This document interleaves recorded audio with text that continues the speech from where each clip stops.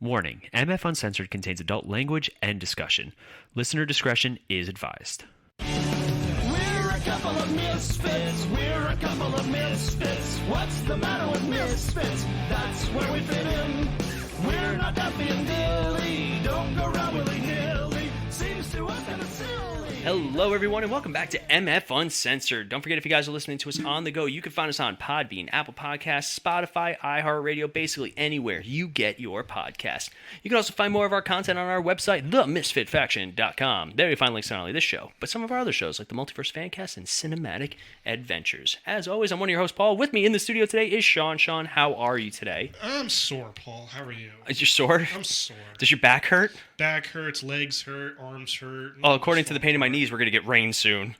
Really? Yeah, that's where we're at. Jeez. And that's going to lead us into today's topic. So we here at the Misfit Faction, we are not spring chickens anymore. Even though Sean and I have known each other since we were baby chickens almost at this point, we have our bodies change, unfortunately. It's funny because you go through puberty in your teenage years, but nobody warns you about suddenly everything hurts. Everything hurts. Like at some point in your existence, your light switch flips and everything changes. And it's unpredictable. It's different for everyone. And here we are in our mid-30s. Don't you dare say late 30s. I'll punch you in the face. I didn't say anything. You did that in the last episode where we're closer to 40. Yes, I said close. I didn't say... Oh, we are close. We are closer to 40 than we are to 30. That's very true. It's so depressing.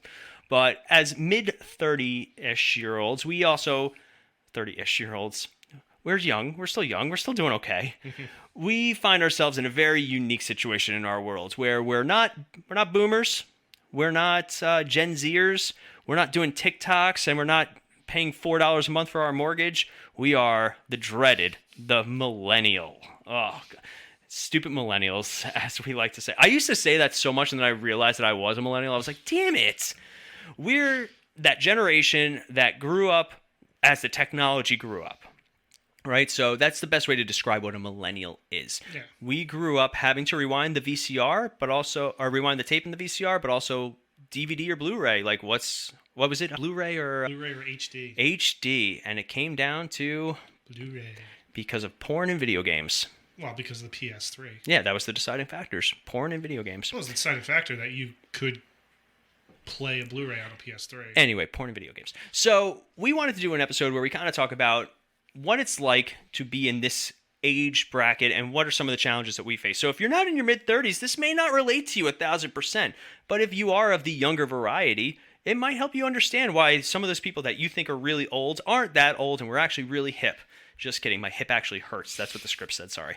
But so here we are. And the first thing that, Sean and I were talking about this actually off air, and that inspired me to even do this more. The socioeconomic situation of being in your 30s. Now, what does that mean? It means we can't afford shit. No, that means we're going to die poor. Like, it is a wild time to be in your 30s and look at past generations in their 30s. Mm-hmm. When, let's say, 1980, about... Our parents' age, 10 years before we were born, we'll say. So, like, late 70s, early 80s. Yeah. You could be in a dynamic household of a parent, and two kids, let's say. The traditional nuclear family, as it used to be called. Mom, dad, son, daughter. That's how it used to be considered. Now it's whatever it is. I'm fine with it. Family's family. Have fun. But it used to be a point where you can have one person in that household working full-time. Yeah. And you were good to not only have own a house, but you had spending money. It was a wild time where the economics of the world, especially of the United States, just dictated that. Now, Sean is currently, I don't want to share too much about your life, but you just got a new apartment. Mm-hmm. And what was that process like? Well, the process was quick because my girlfriend and I are, circumstances happened in the place we're living in currently, and we needed to move out. And, we are going from a situation where we were not paying a lot of rent to a situation where now we're both going to be shelling out over $1,500 a month. Mm-hmm. And, you think about it and you're like, do we just buy a house? Well, you can if you never want to, put food on the table again. Like, eating's overrated. Like, it's scary. It really is. Well, it's paycheck to paycheck. And that's the thing. our previous generations were able to create nest eggs and create savings and all these things. And I was raised with a checking and a savings account, and you put a little checking account. put a, yeah, Very little savings. yeah, you put a little in your savings, but like nowadays, here's a perfect example. We had to get a new water heater in our house. So my wife and I have a lovely townhouse that we've put a lot of work into, and it's perfect for us right now, us and the cat. And so we had to get a new water heater. And I remember calling my mom and talking to her about it. She's like, well, that's why you need to have a nest egg. I was like, I don't have money to put aside for a nest egg. Yeah. You know, you go grocery shopping for just the two of us, for just me and Melanie, we're looking like $150, $200 sometimes. Yeah. Like, and we're not getting that much stuff. No, it's. I just went to the grocery store, the other day, just to like fill our new apartment. I'm like, we got to go get the basic essentials, and we go to Trader Joe's, shell out $100 there, and then I go to the regular, do a Stop and Shop the next day, and I'm shelling out like another $80 there, and we're gonna have to be going right back, in less than 2 weeks. It's wild.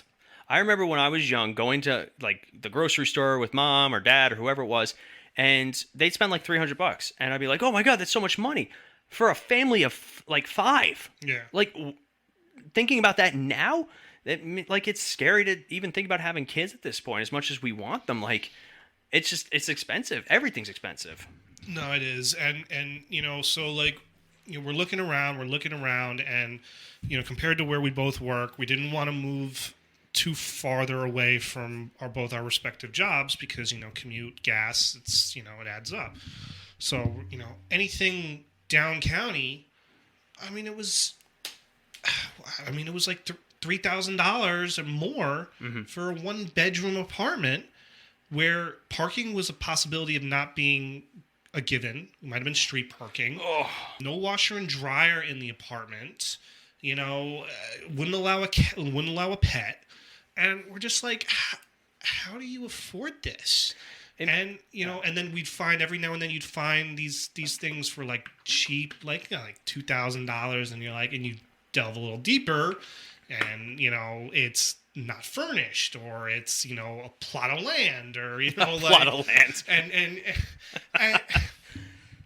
and so we ended up we went a little farther away, but it's not too bad, and we've moved to the great state of Connecticut, and we found a 2-bedroom, a 2-bathroom, but it's still a lot of money. Right. I mean, it's we're talking to the leasing agent, and she's just like, yeah, I get it, it's really crazy out there, and I'm like, yeah. Well, the housing market alone. So we got very lucky in that we got our house right before the pandemic. Like literally, we got it as we were making jokes about this new coronavirus, like in that November. We managed to get our house and get a nice 3% mortgage. Now, oh my God, to get a mortgage, like you're paying so much money for just your mortgage, like to the point where it's wild that people even survive. Yeah. That more people are renting now than they're actually, because when you own a house, everything more and more you're spending more money on other things, right? Like, well, yeah, I mean it's you, at least with renting, there are certain things you're not responsible for. Right. So that's the one benefit there. So like, with owning a home, you got to deal with, mowing the lawn, shoveling the snow, fixing the roof, making sure all that stuff. With renting, it's the landlord's, job to take care of that. Hopefully you have a landlord that, is good with stuff like that. Yeah. We luckily live in a complex, so as you do, it's, we don't have to take care of certain things. Now it's obviously included in our rent, but it's a added plus off of our, stress level where it's like, oh, okay, I don't have to shovel. Oh, I don't have to do this. I don't have to rake leaves. I don't have to do this. So it helps, but, it's still like... Yeah, I was really excited about not having to shovel, but at our complex, we still have to shovel a little bit. And I was like, bit, but it's not like... Move the cars and all that stuff. So when you moved out, so we used to share a house, and, Paul moved out once, obviously, him and Melanie got engaged, and... the pandemic hit, and that's when the housing market just blew up. Like, everybody was moving from the city to the suburbs. Oh, everybody was running. So the guy who owned our house, came to us and was like, guys, I gotta sell the house. Like, this is, I can't pass this up. Like, No. you know, And we were like, we get it. Where the hell are we going? Yeah, I yeah. was like, I was freaking out because I was like, I don't know where the hell I'm gonna live, because I was like, I can't afford half of this crap. So, Yeah. you know, that was the scary part. But it's just I don't know, and I don't see it getting any better out there.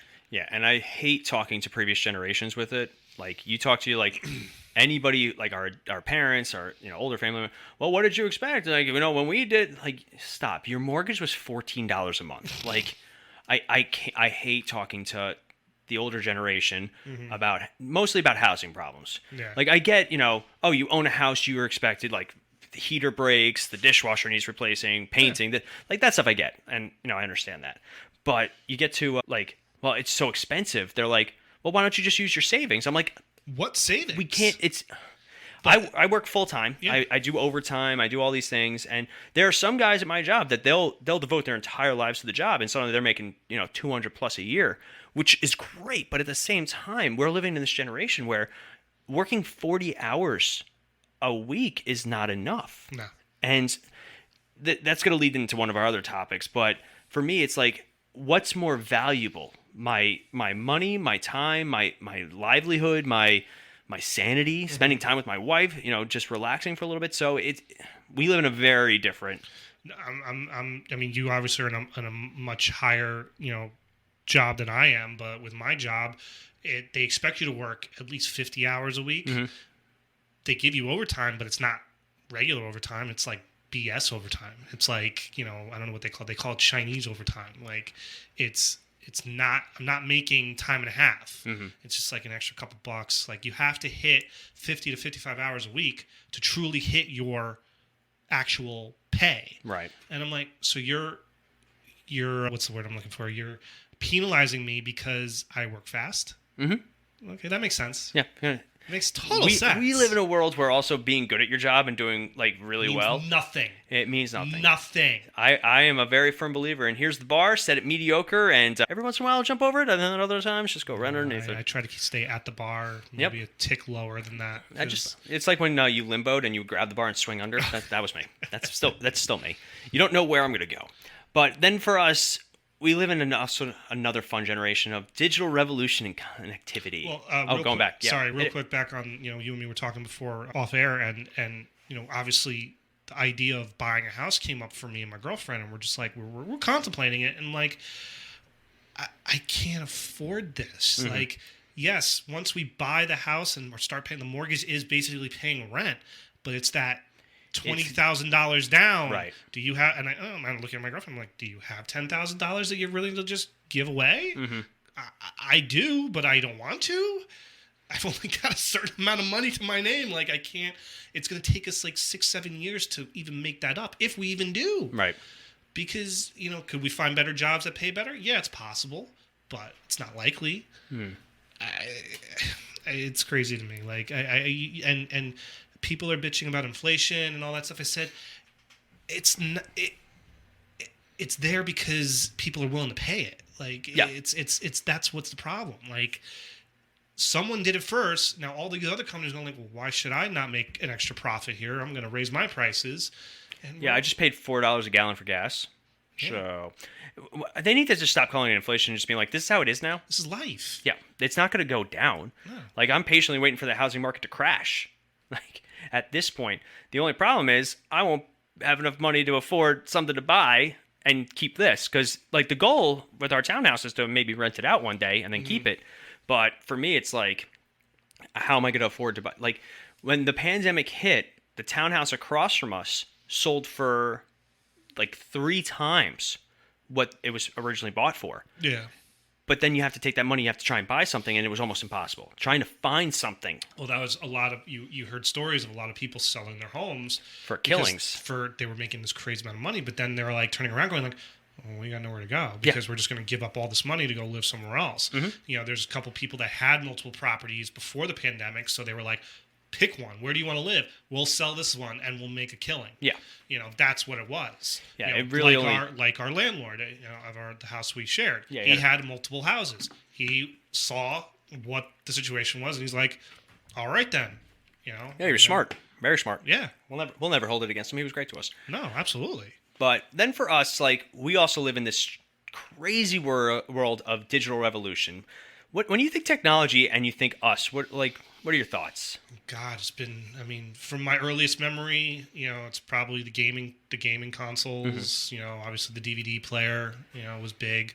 Watching TVs exponentially grow bigger and bigger and bigger. And cheaper, finally.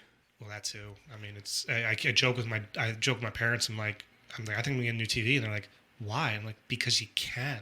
It's very different. Like, TVs used to be super ridiculously Crazy expensive. amount of price. And because the problem is now the technology you can put inside a TV is what makes it expensive. Yeah. So we have, in my basement, we have the TV that you and I and Ronnie used to share. And, it's a digital TV, so I don't need to plug it into the cable. It hooks up to the internet. I can watch Netflix. I can watch all my streamings on it, like, right from the TV. It's awesome. And it's also just fantastic quality. It was like a $400 TV. Yeah, something like that. Like nothing. It was pennies. Yeah. After the pandemic hit, and I got a 65-inch flat screen TV for $500. Mm-hmm.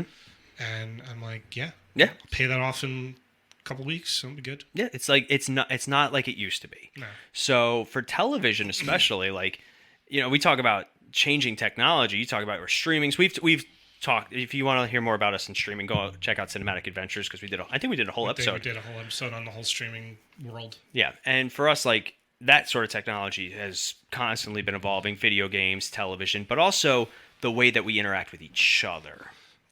Social norms are totally different than when we were younger. Like, I hate to be like, back in my day, we used to go outside and play. We did.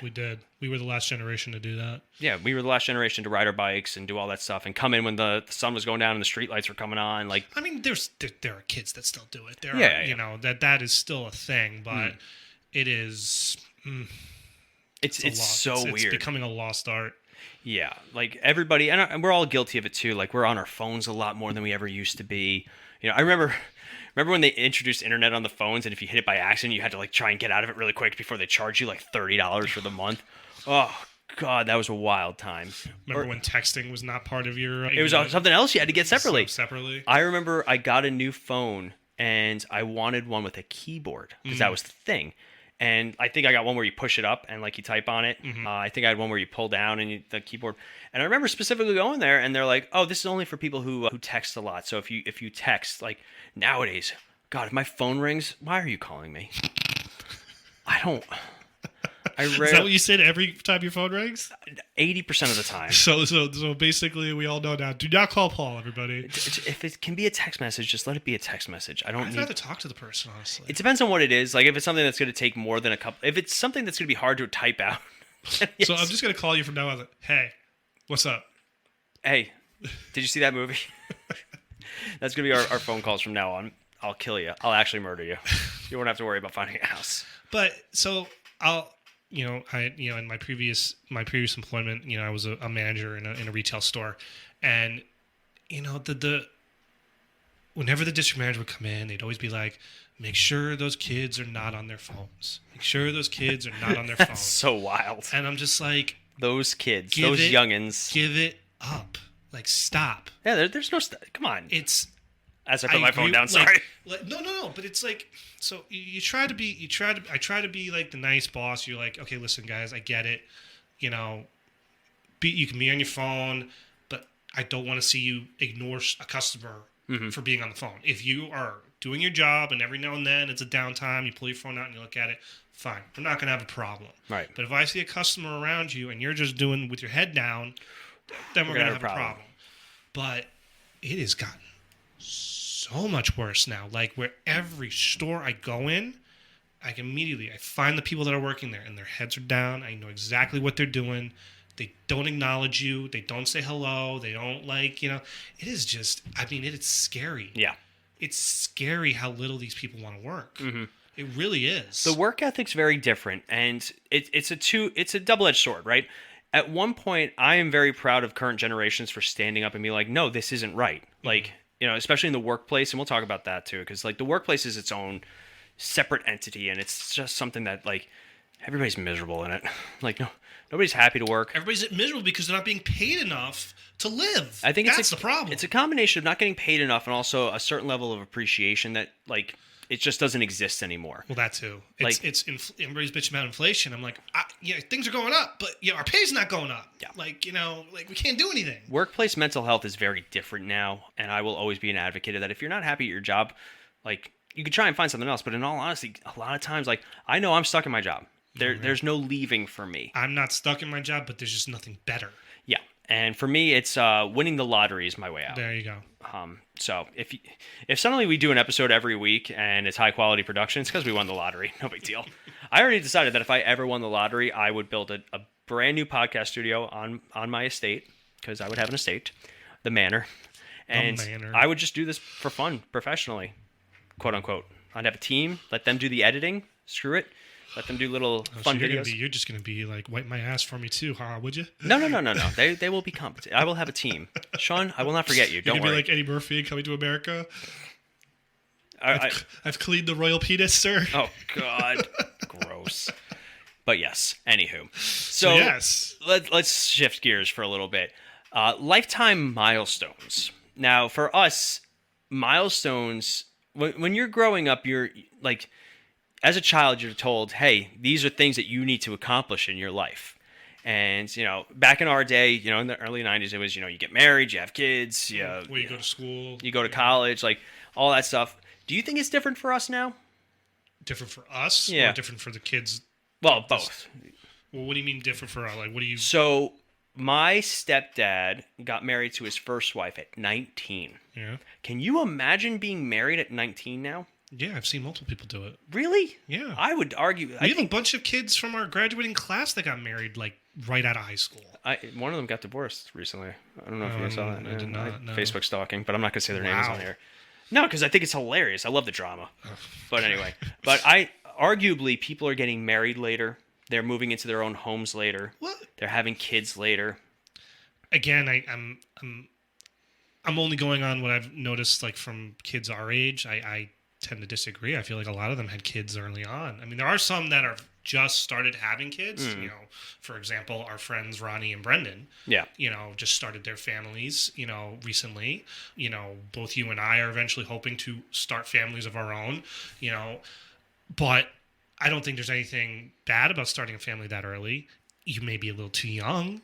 I think that, it's I also argue that your 20s are important. It's a different time. 20s are an important part of development. Melanie and I always say that if we had met in our 20s, we would not have clicked like we do. And we probably wouldn't have even started dating, much less gotten married. Yeah, you were weird in your 20s. Still weird, but just... You were annoying. Yeah, you're welcome. We had a lot of fun in our 20s. Thank you very much. Yeah. Shut up. You shut up. Did you see the old post that I commented on? Yeah, thanks, man. That led to a lot of fun conversation in my house. What are you talking about? About how I only date crazy women? No, this was before your loving wife. You met her. Yeah, I know, but still. Oh, what kind of women? Like who? Like what are their names? No, she was fantastic with it. But she also gets like, you get with somebody who understands that like your past is your past, and like, especially in your 20s, I find that unless I make a major life purchase in my 20s, I'm not responsible for anything I did. Like, I don't think I did anything really that bad in my 20s. So I'm not nervous at all if anyone found out anything. I secretly, we still think that you have a secret life that you have not told anybody about. Like Jamie from Progressive, where they go into his mansion, he's got a supermodel wife and kids. Yeah, no, don't. Sorry. I'm still... Because I wouldn't be hanging out with you if I did. Wow, shots fired. So speaking of the next segment, mental health awareness. Now, do you think our generation treats mental health and mental well-being differently than previous generations? I don't know if we treat it differently. We probably were the first generation that really took notice of it. Mm-hmm. Because back in, probably our parents' time, it was probably looked at as a weakness. Therapists were quacks. I don't know about quacks. I like that phrase, though. But, I mean, no, I don't think I think we're the first generation that really kind of accepted it. That it's a thing that you can get fixed and you can go and talk to people about. Yeah. I mean, there's a lot of arguments about mental health and prescription medication and all that stuff. Like, and we're not doctors and we're not the best subjects on this matter. But in all honesty, I think our generation started at least the discussions about mental health and doing, talking to somebody or having, and then it was this next generation is the sometimes the over-medicated generation. Maybe I wouldn't. I really don't know. All I can go on is like, I mean, I can't imagine what it's like for kids in school nowadays. Oh my God. When we were in school, you were picked on, and it was just buck up. There's nothing we can do about it. And then nowadays, it's like you can't say anything. It's like a hate crime when you pick on somebody in school. Now that they really just double down. I mean, you would know more than I would. I got bullied in middle school a little bit, and I hated middle school. Middle school was a nightmare. It was not a pleasant experience. High school was much better, but in all honesty, I have weird mixed feelings about bullying. It teaches you how to stand up for yourself. It teaches you. Depends on the type of bullying. Yeah, it depends. It thoroughly depends. Like, I do not advocate like beating the crap out of someone for no reason, or if it's like a racial thing or something like that. Like, come on, get over it. But like, the world is a terrible place. Mm-hmm. People are not nice. No. And they never have been. Sean, you've worked in retail. Mm-hmm. How pleasant are people when you work in retail? People suck. People suck. I mean, don't get me wrong. There are great people out there, mm-hmm. and for the most part, you deal with more good people than you do with bad people. But the problem is, the bad people just suck the life out of you, and you remember them first and foremost. And you wish you could punch them in the face, but you can't. I know. But, I work in a job where the customer service is not always 100%. But anyway. You work in a job where customer service is optional. That's not I wouldn't put it that way. It's being looked at so heavily now. Yes. So, and that's the other thing. Like, we live in this culture of wokeness, and how an out of context tweet can ruin your life. It's a wild. That's why I don't tweet. I know you don't tweet. That's why I don't do any of these things, because why would I want to put myself out there to have just someone rip me apart on something? Like, I don't know. You did post on Facebook a few years ago, and then brought it back up now. Thanks a lot, man. Yes, I did. Yeah. Crazy women hate you. Again. You got to stay off those Facebook memories, my friends. Well, sorry, that's all I got. Melanie's a big fan of Facebook memories. She's constantly half the time, every day, it's like, you have a Facebook memory with so-and-so, and I'm like, oh, what happened on this day? And it's just being tagged in someone else's post. Or it's a lot of us just at the bar drinking. Pretty much. We did do that a lot. That was our thing. I miss Bull and Barrel. I miss it so much. Really? That's the place you miss? I think we had a lot more adventures there. I don't know about that. Ronnie and... Yeah, but... that's still a good one. I think like South... I miss Southside. I miss Claddagh. Oh, my God. I miss Cunningham's. What is Cunningham's now? Sunset Terrace or something? No, it's not even that anymore. It's something else. They changed it again. Yeah, well, Claddaugh's not even anything anymore. Yeah, it was that Tave place, and then they were serving underage. Oh, really? Is that why they got... they got in a lot of trouble for that. But do you want to talk about anything fun about being in your 30s? What's something fun in your 30s that you didn't expect? Yeah, so I'll let you think about that. So here, you ready? I always think of Chandler Bing from Friends, where he's like, I'm 29 years old, and some nights I just want to wear sweatpants and sit in a comfy chair and watch TV and go to bed at a reasonable hour. And Paul's been taken over by his wife. He's making a Friends reference. I finished all of Friends. It was easy watching, 30 minutes, done. But it's also on all the time on TBS. Yeah. I've also had a lot of time off this summer. It's been really nice. But it's funny, you look at things that when you were younger were like the nightmare fuel. Like me staying in, going to bed at 10 o'clock. What is this dark magic? Yeah, okay. But now, if I'm up past 10 o'clock, man, there's extenuating circumstances. So Mel and I were driving recently, and the song "Shots" came on by LMFAO. God, and we're listening to it, and we're like rocking out because it's the middle of the day, so we're not tired yet. Well, we're not sleepy tired. We're always tired, but you're not sleepy tired. You're only sleepy tired when you're sitting on the couch, and then when you go up to bed, that sleepy tired disappears. I almost didn't come here today because I sat on my couch and I'm just like, I'm going to take a nap. I would have killed you. You were already rescheduled on me once. But for me, it's like, now it's the opposite. So we're listening to that song "Shots," and we're like, "Shot, shot." And I look over, I say, one day I want to bring this energy to a bar again. And she's like, yeah, sure. But it's crazy. But there are some perks about being in our 30s. Like every once in a while we get a nice vacation. I went to. Okay, sorry. I guess Sean does not go on vacation. Well, I was in Disney last year. Which was fun. But you got to do it on your own terms and all that stuff. I was with my family. Yeah, that's still. I was with my girlfriend. So that was fun. So we got to do our own thing. Yeah, how is Disney nowadays? I don't have a problem with Disney. I need to go back. I haven't been to Disney since you and I went. Wow. How long ago was that? Just 10 years. Yeah, I'd say more. maybe more. Yeah, because I remember I gave up soda right before we went, and I was debating about the butterbeer. Oh, that's right. And I decided to have it, and I think it was maybe like 6 months to a year after I stopped soda. And you couldn't. You tried like 3 sips, and you were like, I can't do this. I know I drank most of it, but You then did? like I I don't couldn't. I like the last third I gave to you because it was just too sweet. But that's the other thing. I miss food. I miss not feeling miserable after the food I used to love so much.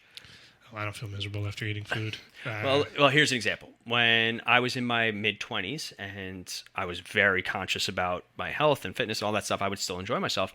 I was able to eat an entire large pizza with a topping by myself on a Friday night. Like, the entire thing. Now the personal pie is just enough for me. What? When did that happen? I swear to God, if I tried to eat even a smaller medium pie, I'd probably die.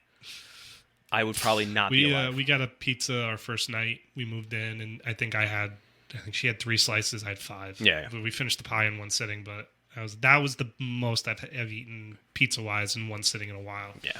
Well, Melanie's gluten-free, so we have to get 2 separate, so it's silly for me to get all right, I'm going to get a small pie just myself. You don't believe in leftover pizza? I don't like leftover pizza. Oh, I love leftover pizza. I like cold pizza that's been sitting out for a little while, but I don't like reheating pizza. I love throwing a cold slice in the oven for about 10 minutes. The cheese is just It's melted. never the same. Oh, no. I disagree. You know, well, I think you and I can agree on one food that should never be reheated: French fries.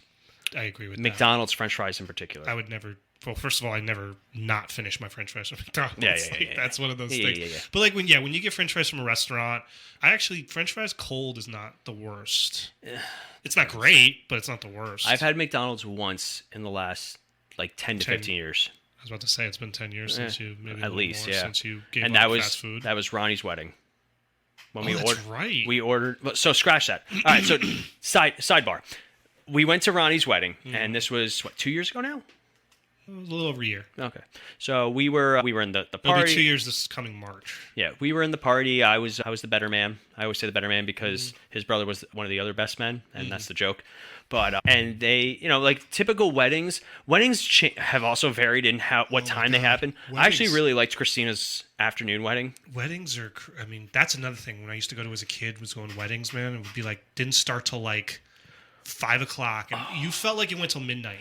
Yeah. Because you're a kid, you're up late, you're having a good time. Your sense of time is totally different. I'll never forget, your wedding, which was great, and it's ending, and I'm looking at I'm like, it's 9 o'clock. I know. What do we do now? And I looked at you guys, and I'm like, what? Because they charge an extra $5 Yeah, grand. no, that's adulting right there. But it's funny because one thing I hate about weddings is when you do the ceremony and then there's a 3-hour turnaround. Oh, that's horrible. Oh, the worst. And especially if it's in the same place, because you're like, well, what the hell do we do? Or even better, so for my sister's wedding, they did the church thing, and then they had 2-3 hours. Mel and I got drinks, and we went to the hotel, which was luckily right next to where the reception was. Well, that's the key. If it's logistics, logistics are the key. Yeah. But yes, so going back to Ronnie's wedding, we had, I think it was a day ceremony, an earlier day, because they did it outside, and it was great. We had fun and we ate and all this stuff. But then food was very good at that wedding. The food was very good. Christina's wedding too. Oh, and all 3 weddings lately. Well, Christina's wedding started at 10. Remember yes. that? I think that was the best cocktail ever. And we had a blast afterwards. But anyway, so afterwards, it's 9, 10 o'clock. One person, everybody's a little drunk, and I'm sure there were other things going around. I think the old devil's lettuce was going around, which whatever, marijuana's legal now, who cares?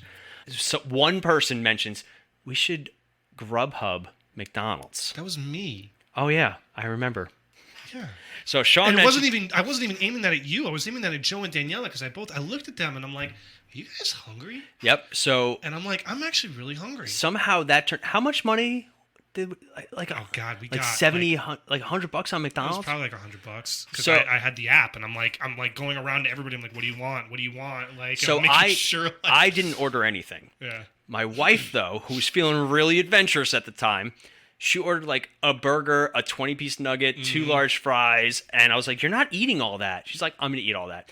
Fun fact, she did not eat all of that. And so I was sitting there, and it's just sitting there. It's going to go to waste. And I was like, I'm starving. I'm starving. I need to eat something. Because that's the other thing, you have dinner at 5 o'clock, and then now it's 10:30, and after a little bit of the old. That didn't we? Well, not the night of your wedding, but we got pizza like the night before your wedding. Oh yeah, because we went to the bar. We went to the bar and we were like, "Oh, we're hungry." Well, you got hijacked by your wife and your wife to be and all her. And Lauren and Lisa. Lauren and Lisa. So, and I had to be like, "Okay, fine. I guess I'll help you, Paul." Yeah. I know you had to be in a car filled with beautiful women and me. It's the worst thing ever. But ironically, there's some nice perks about being adults now. Oh no, I don't mind being an adult. I mean, it's living on your own is great. Mm-hmm.